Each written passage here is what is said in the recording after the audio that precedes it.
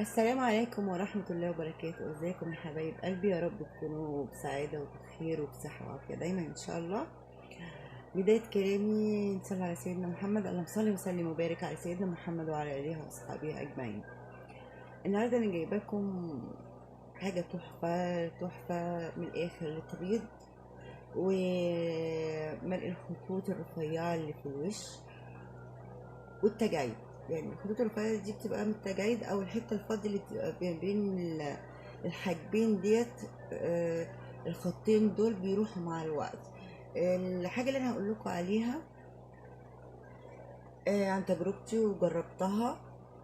تمام. وفي حاجة تانية برضه هقول لكم عليها إن شاء الله. يعني الفيديو مش ما حاجتين. يعني هقول لكم أول حاجة عن تجربتي أنا. ماشي. احنا اتكلمنا عنها قبل كده. يعني اتكلمنا عنها قبل كده كبسولات الفيتامين اي او فيتامين هي.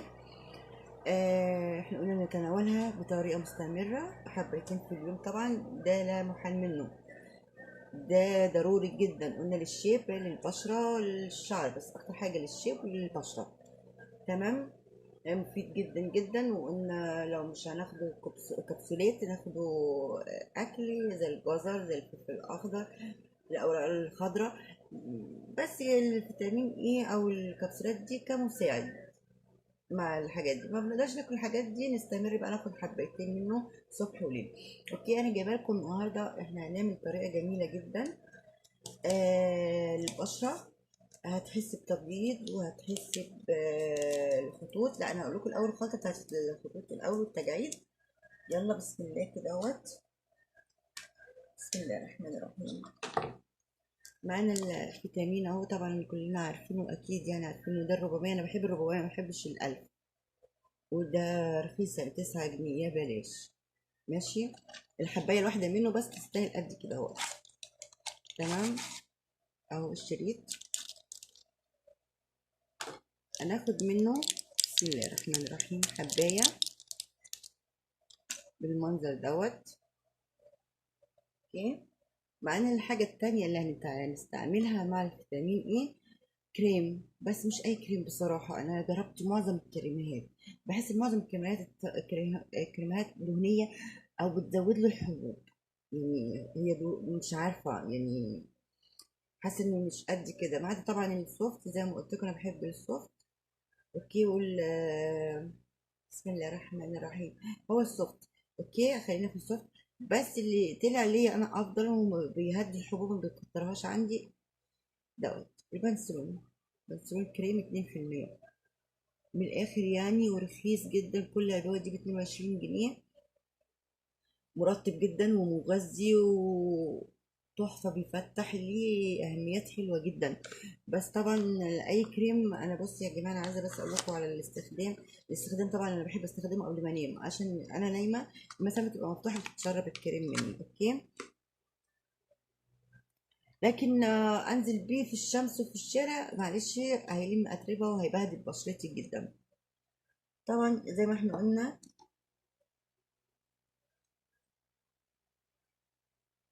فيتامين اهي.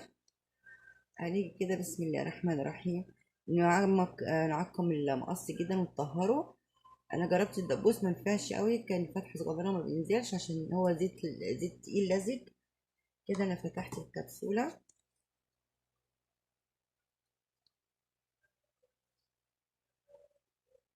شايفين شايفين شكل الزيت اهو. ده الزيت. زيت يعني لزج كده وتقيل، فاحنا طبعا هنخففه بحاجه مفيده معاه. اوكي. قلنا البنسلون. كريم البنسلون ده بجد جميل جدا جدا بالمنظر ده يا جماعة اهو. قطعة كريم صغننة مع الفيتامينة. كريم البنسلون مع الفيتامينة. اوكي. ونخلطهم على بعض. سوري. بالمنظر ده. اوكي خلاص كده بان انه ايه، انه كريم اهو. تمام. وندهنها كل يوم قبل ما ننام بحركة دائرية كده اهوت وفي الخطوط الفاضية وننام. وتاني يوم عادي نغسل وشنا عادي طبيعي. اوكي. دي اول حاجه. تاني حاجه بقى، بسم الله الرحمن الرحيم. تاني حاجة معايا للتبييض ده عن تجربة واحدة صاحبتي تونسية مش من مصر يعني، بس عايشة بره، بتكلمني كل فترة. قالت لي كريم البنسلين انت بتستعمليه ده انا جبته جربته جميل، بس انا عملت حاجة كده معاه. قلت لها ايه هي؟ قالت لي حاجة بتبيض من الاخر، انتوا عارفين التونسيين بيض يعني مش محتاجين اساسا، ما شاء الله عليهم. فقالت لي النشا او الكورن فلاور تحفة تحفة تحفة. قلت لها بتعملي بيه إيه؟ قالت لي تحطيه مع الكريم البنسلين اللي انت قلتي لي عليه، عمل مفعول معاها من الاخر يعني. النشا اهوت. عايزين برضو اقول لكم على فكرة برضو جميلة، احنا ممكن نحط برضو الكريم معاها والزيت الحباية، مفيش اي مشكلة اهو بالمنظر ده. يعني لو عايزين تحطوا الفيتامين ه مع النشا مع الكريم مفيش اي مشكلة، بالعكس هيبيض ويغذي، هيبيض ويغذي وهيبقى تحفة تحفة تحفة، وهيخفي الخطوط الرفيعة اللي باينة اللي بين الحاجبين وأي خطوط في البشرة والتجاعيد مع الوقت. طبعا احنا قايلين مع الوقت يا جماعة. طبعا بالمنظر ده انا هقوم اعمله بعد ما انا اقفل معاكم ان شاء الله. بالمنظر ده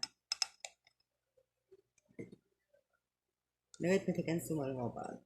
بنخليه بقى الماسك دوت، طبعا مش بننام بيه عشان النشا. الماسك دوت احنا بنخليه حوالي ربع ساعه لغايه ما ينشف النشا معانا والكريم. هو النشا ان النشا كده كده بينشف على البشره، ونشطفه بحركه دائريه، وبعد كده نرطب وشنا بالفيتامين هي مع الكريم وننام عادي. تمام. عايزين تحطوا بعديه فيتامين هي مفيش اي مشكله، هتبقى برضو جميله. ماشي، يبقى النشا مع الكريم البنسلون. حابين ان انتوا تزودوا الفيتامين هي مفيش مشكله، حابين تعملوا الماسك وبعدين تغسلوا وشكم وتدهنوا الفيتامين هي مع الكريم البنسلون قبل ما تناموا، في كلا الحالات تحفه. جربوه، وعن تجربتي وعن تجربه صاحبتي والله والله تحفه تحفه تحفه بجد. وليه فوائد تحفه البنسلون، فيتامين هي مغذي، بيدرب قلنا الخطوط والتجاعيد مع الوقت، بيفتح بينور البشره، بينور بينور بجد. تمام. يا رب يكون عجبكم الفيديو بتاعي، وحاجة بسيطة كده. وعلى فكرة دي حاجات في تناول الإيد ورخيصة، الفيتامين هي ب9 والبنسلين ب22، حاجات رخيصة جدا. والنشا ده حاجة تافهة يعني موجودة عندنا، فدي حاجات تافهة جدا. مش هنخسر كتير، ومنها لو ما استفدناش مش هنضر، بالعكس هنستفاد. اوكي. اتمنى ان يكون عجبكم الفيديو بتاعي، واستنى تفعيل الجرس منكم ان شاء الله، وتدعموني دايما، والاشتراك وكومنت حلو منكم وتقولوا لي ايه رايكم. تمام. تمام. ربنا ما يحرمني منكم ابدا، ودايما منورني ومشرفيني دايما، ويا رب ما يحرمني منكم ابدا. السلام عليكم ورحمه الله وبركاته، اسيبكم في رعايه الله.